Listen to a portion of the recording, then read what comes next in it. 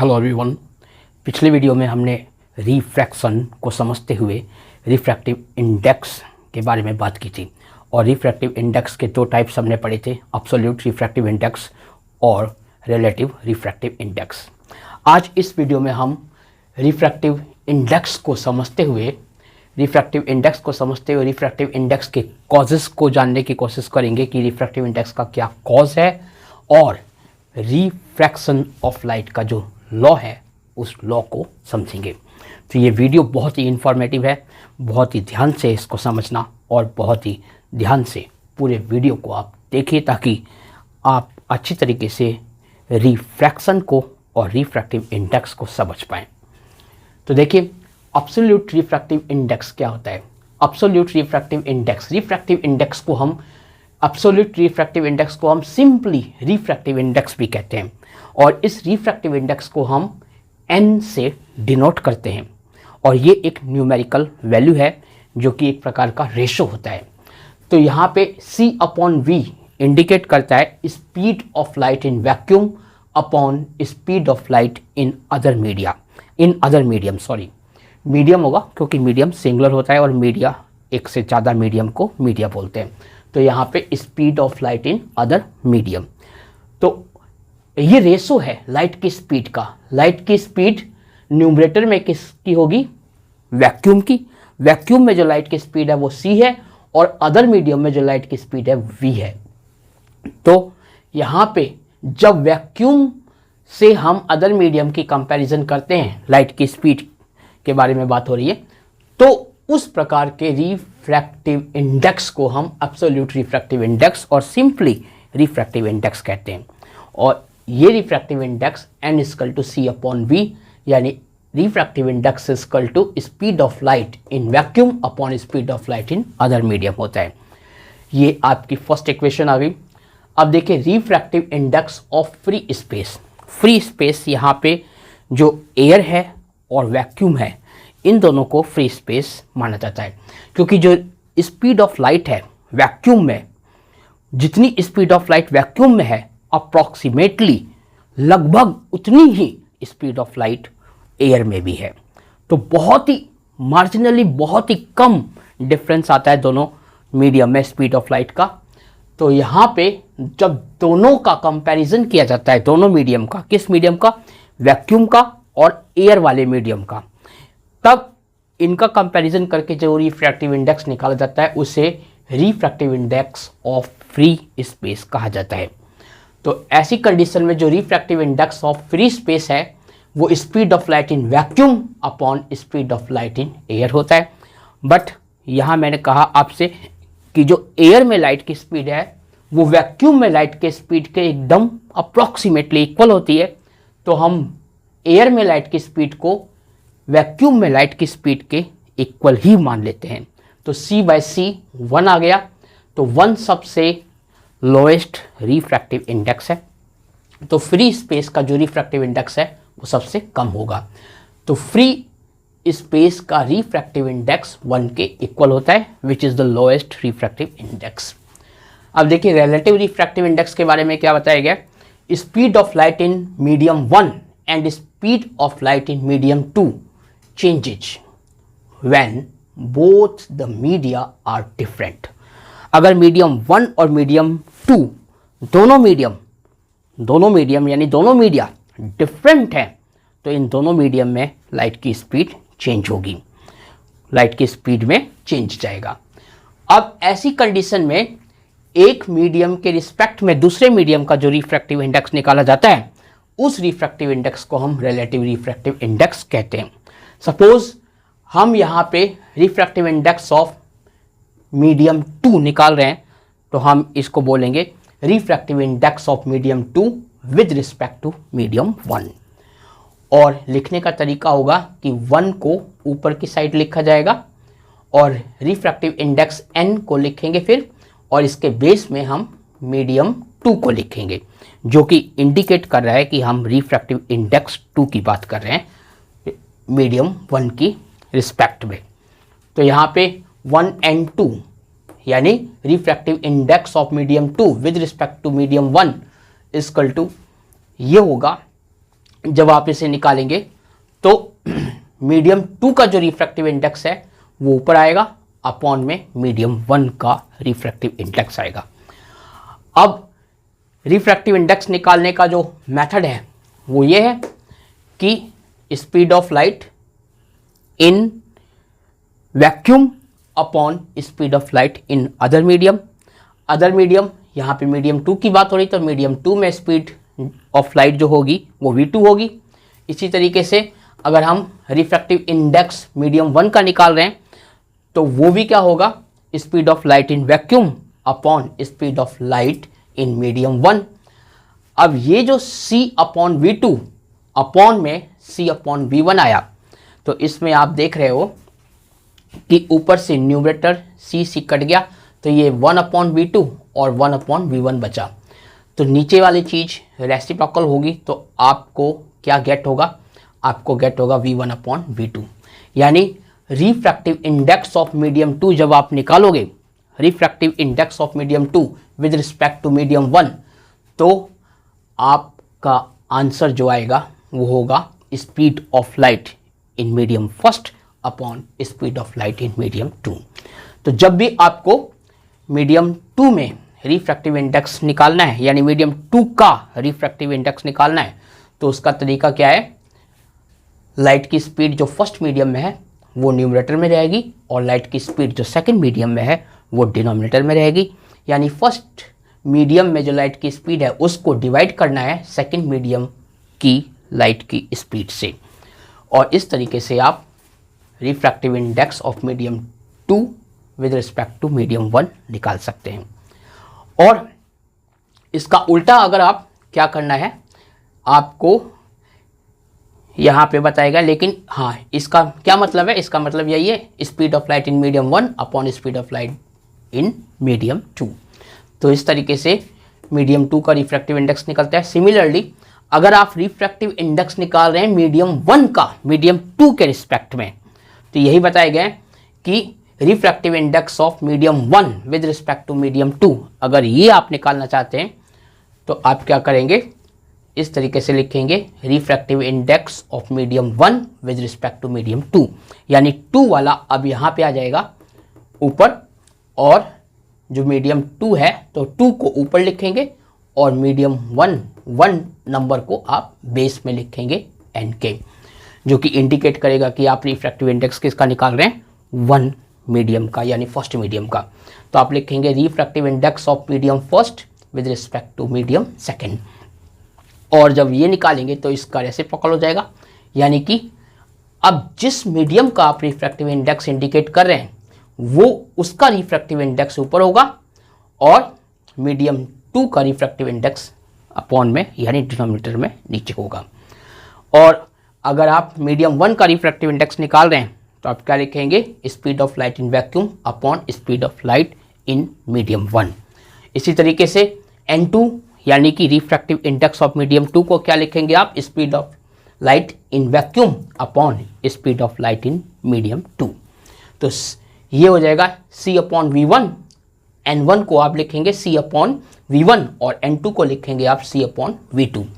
इसमें भी आप c को काटेंगे तो ये 1 बाई v1 और 1 बाई v2 आएगा। इसको सॉल्व करने पे आपको refractive index of medium 1 with respect to medium 2 क्या मिलेगा, v2 अपॉन v1, यानी speed of light in medium 2 upon speed of light in medium 1। तो ये दो इक्वेशन, जो इक्वेशन 3 है और इक्वेशन 4, इन दोनों इक्वेशंस को आप ध्यान से देखिए। इसमें ये चीज़ आपकी लेफ्ट हैंड साइड है, ये चीज़ लेफ्ट हैंड साइड है और ये राइट हैंड साइड, ये राइट हैंड साइड। तो आप थर्ड इक्वेशन और फोर्थ इक्वेशन इन दोनों को मल्टीप्लाई करिए, ठीक है। तो लिखेंगे मल्टीप्लाइंग इक्वेशन 3 एंड इक्वेशन 4। तो जब इक्वेशन 3 को इक्वेशन 4 से मल्टीप्लाई करेंगे तो इसकी लेफ्ट हैंड साइड से मल्टीप्लाई होगी और राइट हैंड साइड से मल्टीप्लाई होगी और बीच में इक्वल टू आएगा। तो लेफ्ट हैंड साइड से मल्टीप्लाई हो गई, राइट हैंड साइड से मल्टीप्लाई हो गई।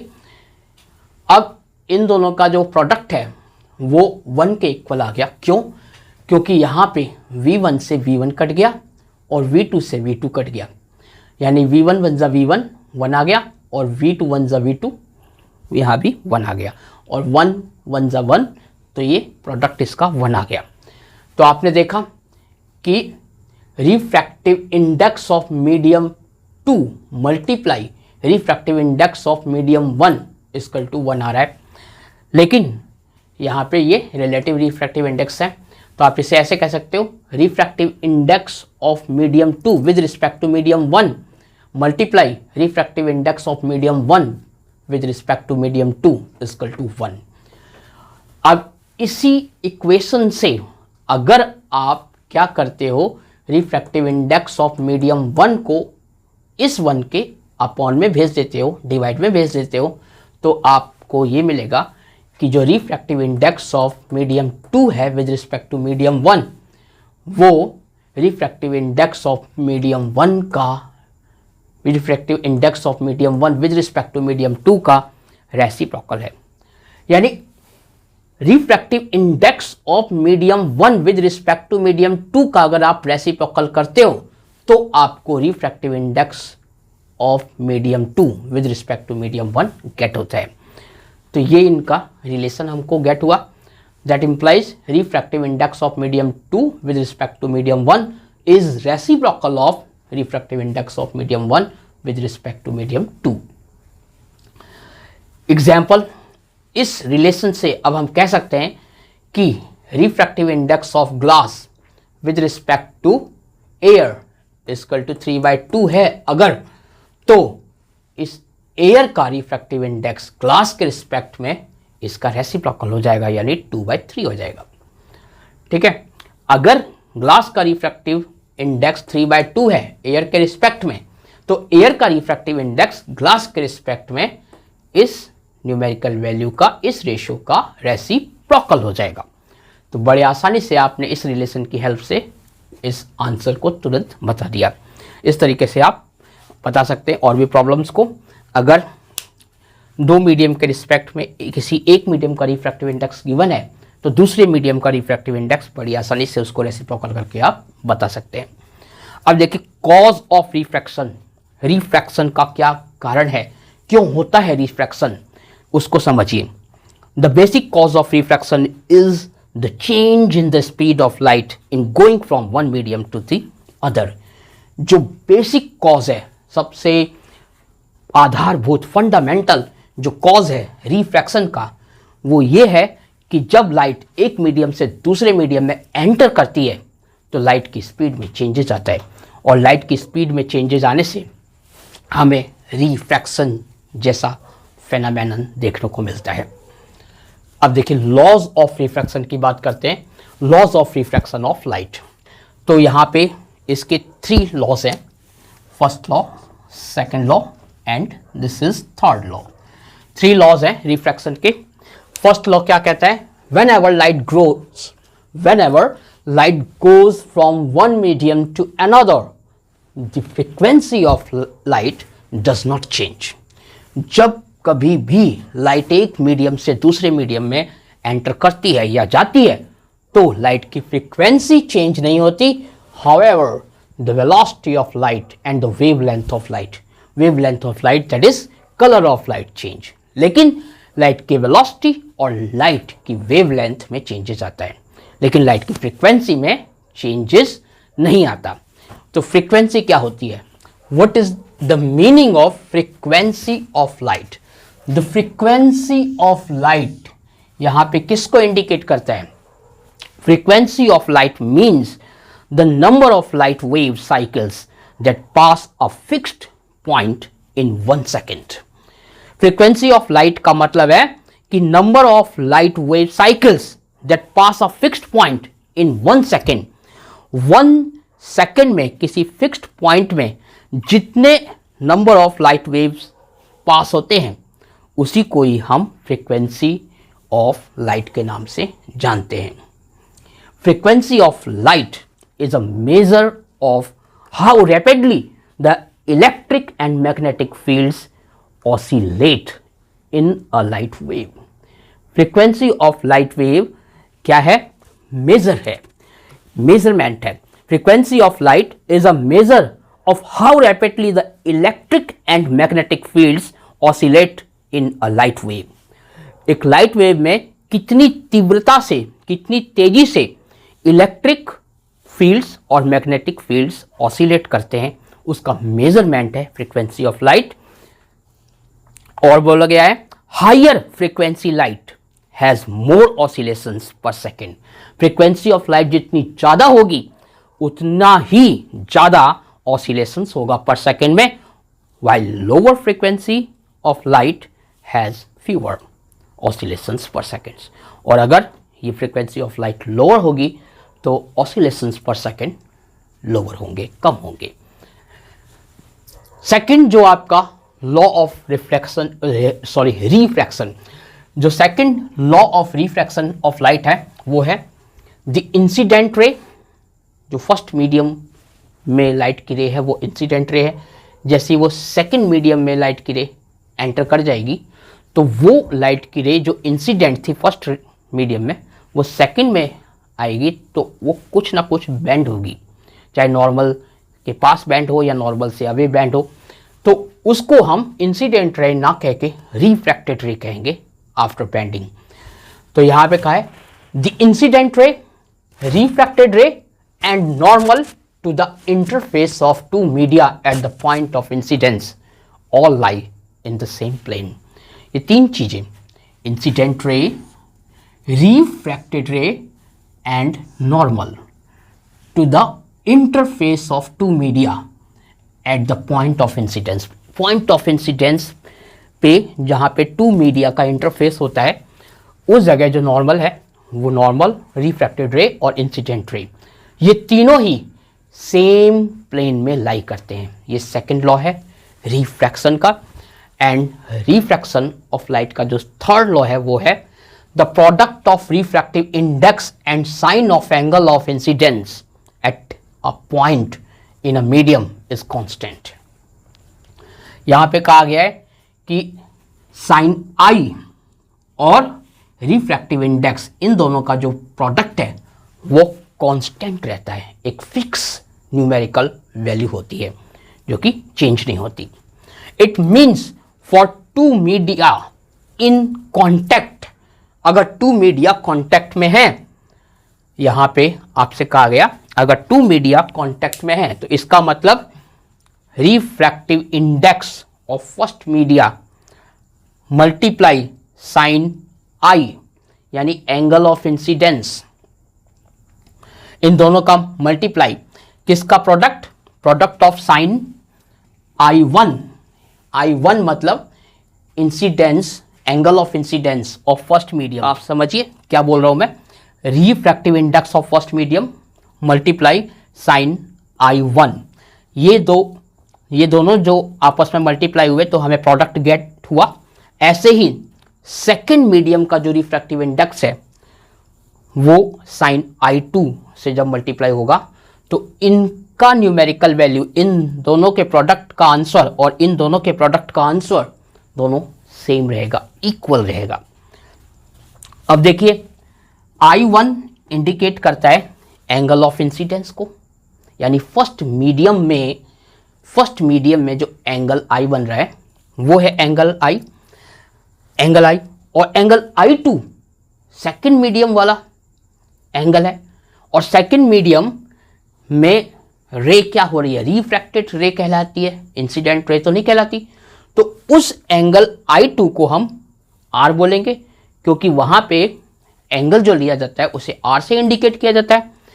तो फर्स्ट एंगल हो गया I और सेकेंड एंगल हो गया R। तो हम कह सकते हैं refractive index of first medium multiply sine I is equal to refractive index of second medium multiply sine R। ये दोनों का प्रोडक्ट, इसका प्रोडक्ट और इसका प्रोडक्ट दोनों इक्वल होते हैं। इससे हमें, इस रिलेशन से हमें क्या गेट होता है, sine I upon sine R। इसको अपॉन में भेज दो और N2 के अपॉन में N1 चला जाएगा तो आपको गेट होगा sine I upon sine R equal to N2 upon N1 which is equal to refractive index of second medium with respect to first medium, क्योंकि हमने जो रिफ्रैक्टिव इंडेक्स सेकंड मीडियम का निकाला था फर्स्ट मीडियम के respect में, वो क्या था, speed of light in medium 1 upon speed of light in medium 2, जो कि इक्वल किसके, sine I upon sine R के। This law of refraction is called Snell's law of refraction, because Snell नाम के एक साइंटिस्ट ने इस लॉ को हमें समझाया था, इसलिए उनके ऑनर में, उनके सम्मान में इसे स्नेल्स लॉ भी कहा जाता है। देखिए, आज इस क्लास में इतना ही पढ़ते हैं। आगे की क्लास में हम रिफ्रैक्टिव इंडेक्स को और गहराई से समझेंगे, और यहाँ पे आगे हम ये भी जानने की कोशिश करेंगे कि किन किन कंडीशन में रिफ्रैक्शन नहीं होता है। तो बहुत इंपॉर्टेंट क्लास होने वाली है आगे भी, तो चैनल को सब्सक्राइब कीजिए ताकि आपको नोटिफिकेशन मिल सके और आप नेक्स्ट वीडियो भी देख सकें। Thank you very much for watching this video. Thanks a lot.